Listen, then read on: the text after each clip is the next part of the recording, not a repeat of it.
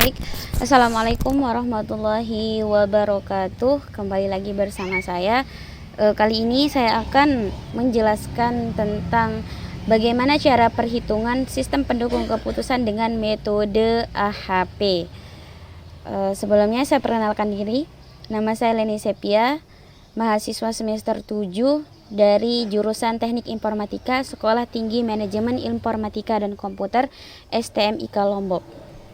Baiklah, langsung saja. Pertama saya akan menjelaskan tentang bagaimana pengertian dari AHP atau singkatan dari Analytical Hierarchy Process.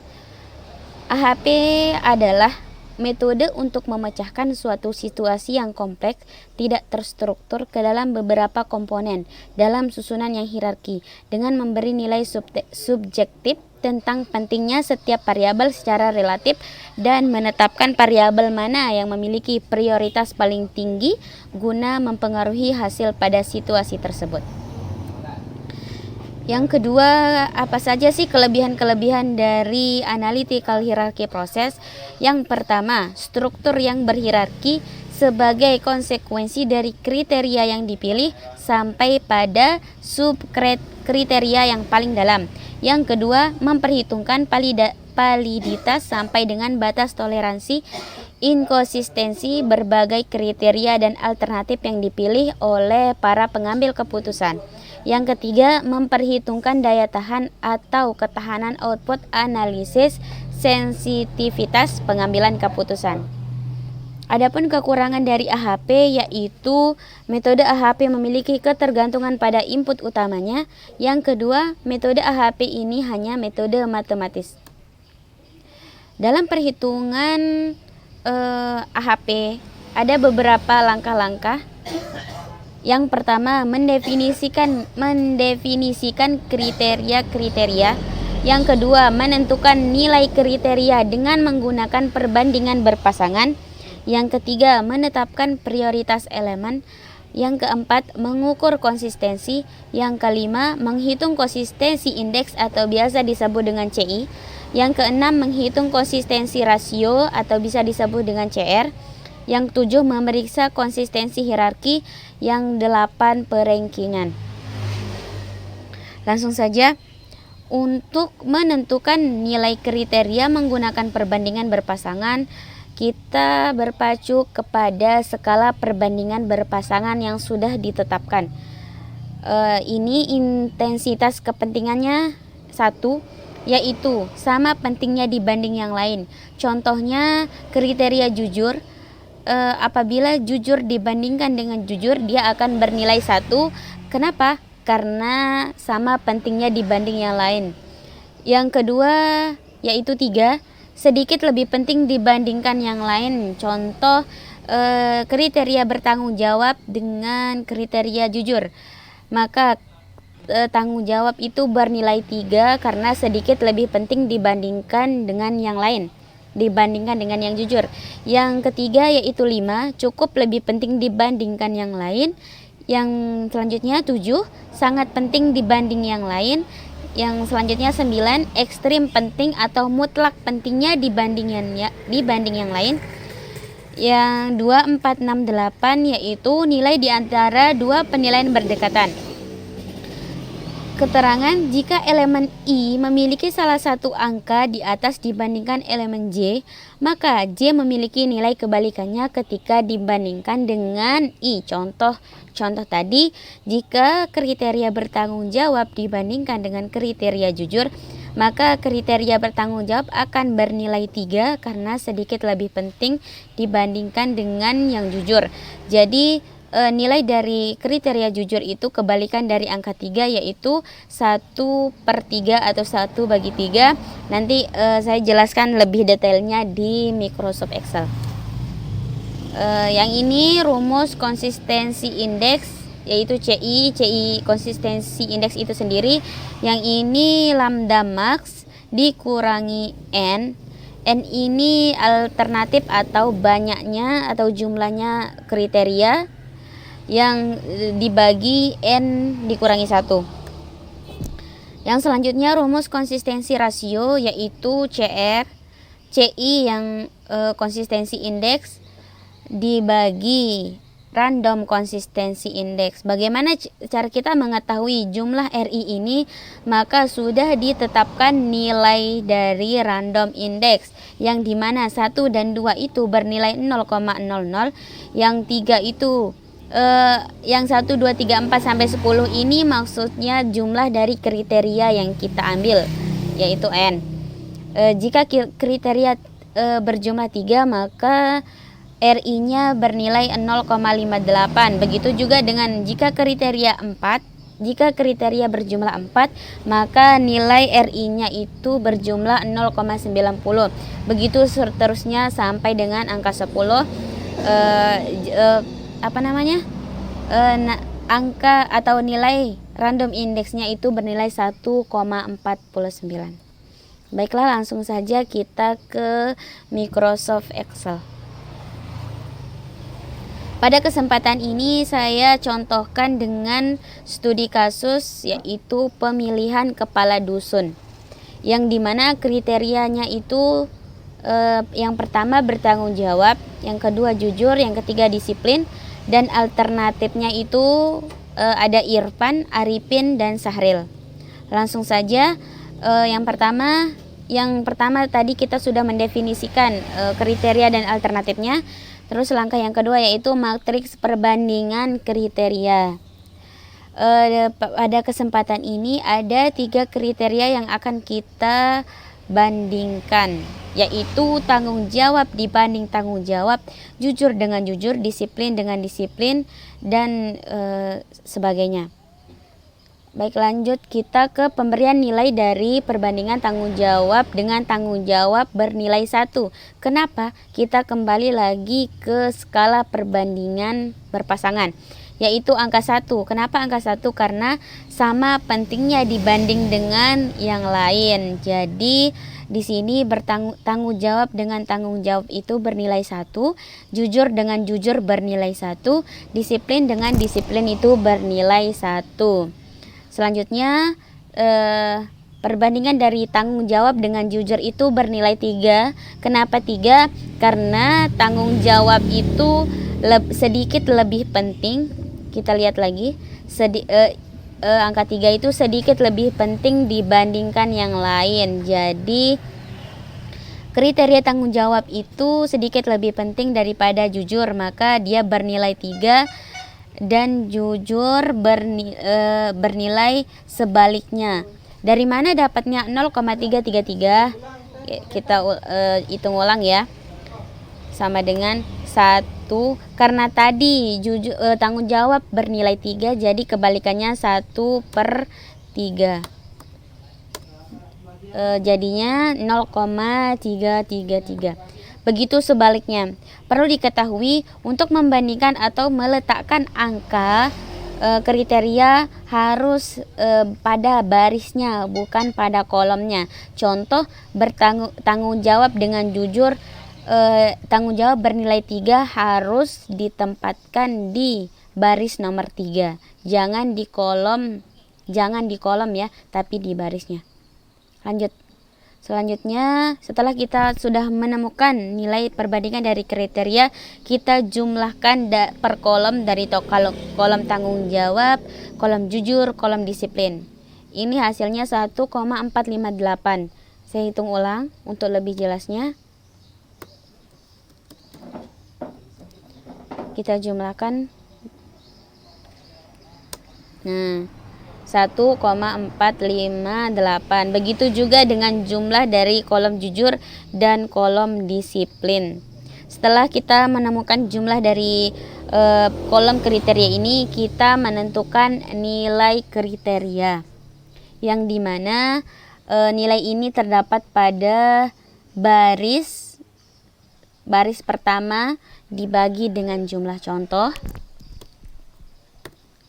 baris pertama dibagi dengan jumlah, maka nilainya 0,685 dan seterusnya. Begitu juga dengan baris kedua, baris ketiga, sampai dengan kolom ketiga, baris ketiga. Semoga teman-teman paham. Selanjutnya kita akan menghitung jumlah.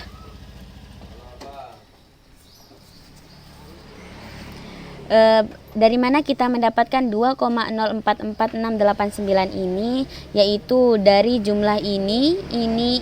Coba kita hitung ulang.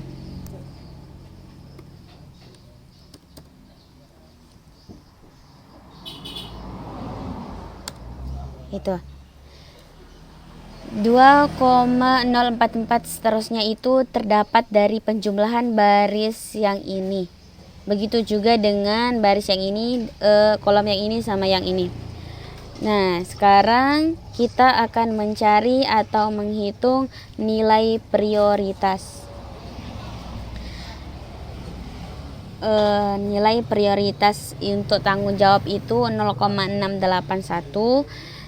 Dari mana kita mendapatkannya? Maka saya kasih tahu. Jumlah ini dibagi dengan jumlah kriteria atau N-nya. Kan di contoh yang ini saya punya 3 kriteria. Yang pertama, tanggung jawab, jujur, dan disiplin, maka dibagi dengan 3. Nah, begitu juga dengan kolom yang ini dan yang ini. Setelah kita mengetahui prioritasnya, maka dapat kita simpulkan bahwa dari di antara 3 kriteria ini, maka kriteria tanggung jawablah yang prioritas atau bobotnya yang paling tinggi, yaitu 0,6. Kita ambil satu angka di belakang koma, baru yang jujur, dan yang terakhir yaitu disiplin. Setelah kita menemukan nilai prioritas, maka kita akan mencari nilai eigen. Kenapa kita mencari nilai yang ini?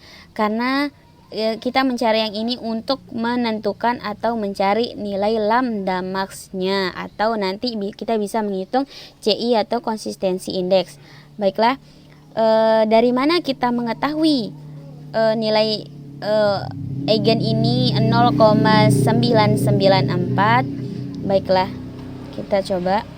Rumusnya itu rata-rata dikali dengan jumlah tanggung jawab.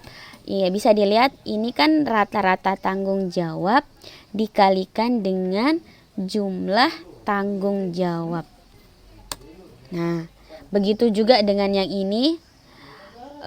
Kita ulang. Rata-rata prioritas, nilai prioritas dari jujur dikalikan dengan jumlah dari jujur. Begitu juga dengan yang disiplin. Setelah itu kita akan menentukan atau mencari nilai lambda max-nya, yaitu jumlah dari nilai eigen ini. Yaitu coba kita jumlahkan di sini, apakah dia akan sama dengan 3,002.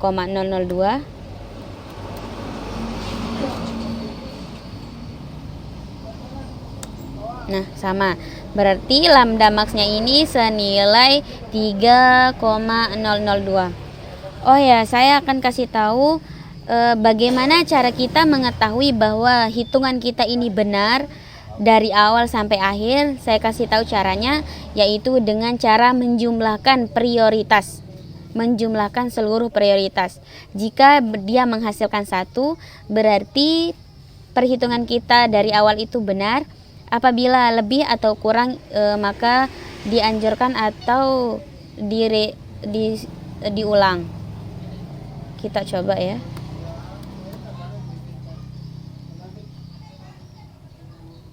Nah, bernilai 1 berarti perhitungan kita dari yang pertama itu dikatakan benar. Jika di sini itu kurang atau lebih dari 1, maka diharuskan untuk menghitung ulang, karena takutnya nanti di perhitungan selanjutnya itu tidak benar. Setelah kita menemukan atau menentukan nilai dari lambda max, kita akan menentukan CI atau konsistensi indeksnya, yang dimana rumusnya yaitu yang ini, lambda max dikurangi N dibagi dengan N dikurangi 1. Baik, langsung saja. CI rumusnya lambda max dikurangi N dibagi dengan N dikurangi 1. Kita hitung ulang di sini ya. Apakah perhitungannya akan sama dengan yang ini? Coba kita hitung ulang. Lambda max kita ambil nilai lambda max dikurangi dengan N itu sama dengan jumlah dari elemen atau kriteria, yaitu 3, dibagi dengan N atau 3 dikurangi 1. Ini sama dia 0,0012 dan seterusnya. Jadi nilai CI-nya yaitu 0,001. Baik, ketika kita sudah menyelesaikan perhitungan CI, maka kita lanjutkan ke menghitung CR atau konsistensi rasio, di mana rumusnya itu CI per IR, di mana CI itu konsistensi indeks dibagi dengan indeks rasio kayaknya. Kita lihat random konsistensi indeks,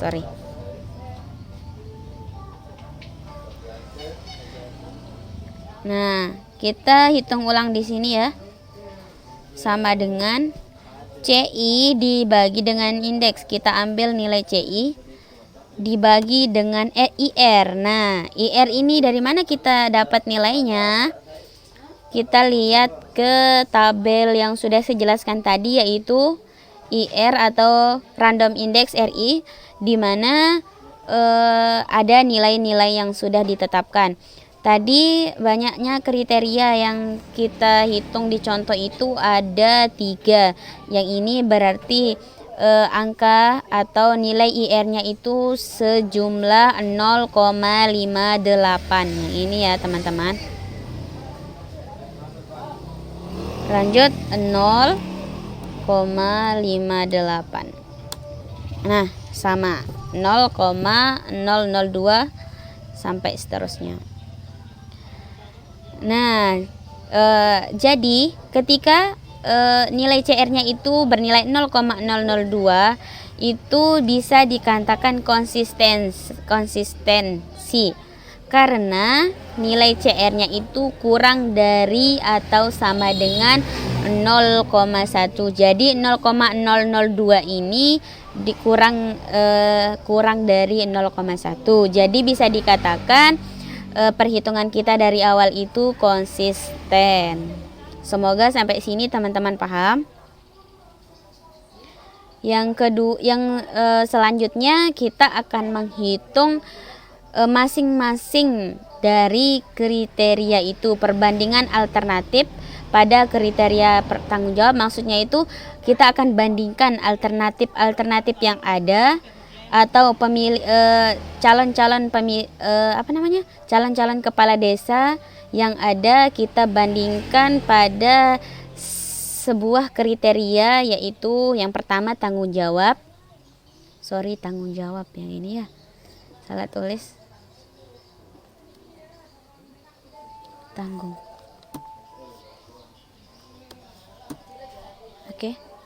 jawab. Rumusnya sama seperti yang di atas, yaitu perbandingan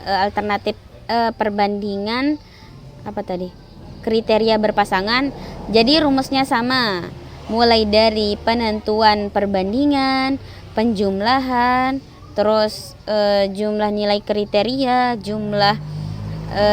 terus jumlahnya, prioritasnya, nilai eigennya, lambda maxnya, CI, CR-nya. Yang ini saya sudah hitung dan jumlahnya konsisten karena dia itu bernilai 0,05 kurang dari 0,1.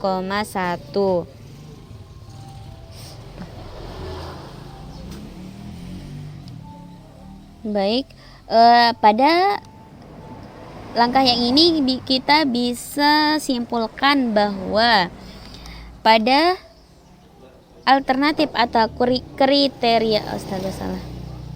kriteria tanggung jawab ini yang lebih dominan atau yang lebih tinggi nilainya yaitu yaitu Arifin dengan nilai 0,58. 0,58. Kita warnai ya biar jelas.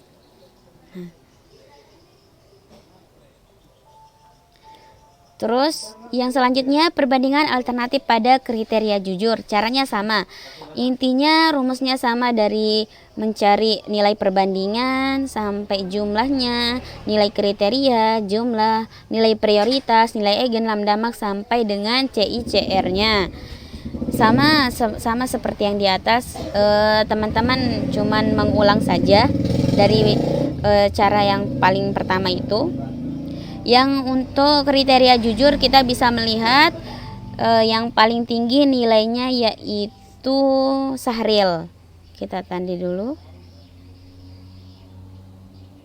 Dan untuk perbandingan alternatif pada kriteria jujur ini bernilai konsistensi karena dia 0,059. Lanjut, yaitu perbandingan alternatif pada kriteria disiplin. Sama caranya seperti yang di atas tadi, dan kita bisa melihat pada kriteria disiplin ini yang paling unggul itu juga Sahril ternyata.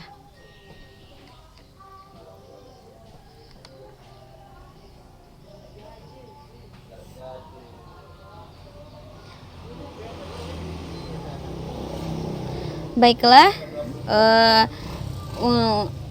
perhitungannya itu sudah selesai. Cara yang terakhir atau langkah yang terakhir yaitu perankingan. Ini adalah yang ditunggu-tunggu, dimana sudah dihitung bahwa nama-nama di bawah ini dengan nilai dan rankingnya masing-masing, bahwa dapat disimpulkan Arifin dengan jumlah nilai 0,5075 itu mendapat nilai tertinggi, yang dimana dia mendapatkan nilai 1. Dari mana kita dapat nilai ini? Nilai dari masing-masing alternatif ini. Coba saya kasih contoh yang Irfan ya. Kita hitung ulang di sini untuk nanti kita bandingkan hasilnya. Rumusnya itu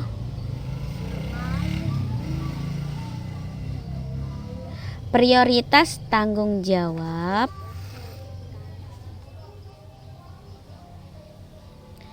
dikali dengan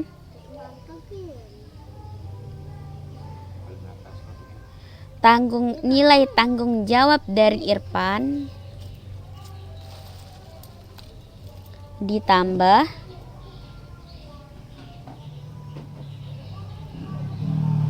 prioritas jujur dikali dengan jujurnya Irfan. Kelewatan. Prioritas jujurnya Irfan ditambah nilai prioritas dari disiplin dikali dengan prioritas disiplinnya Irfan.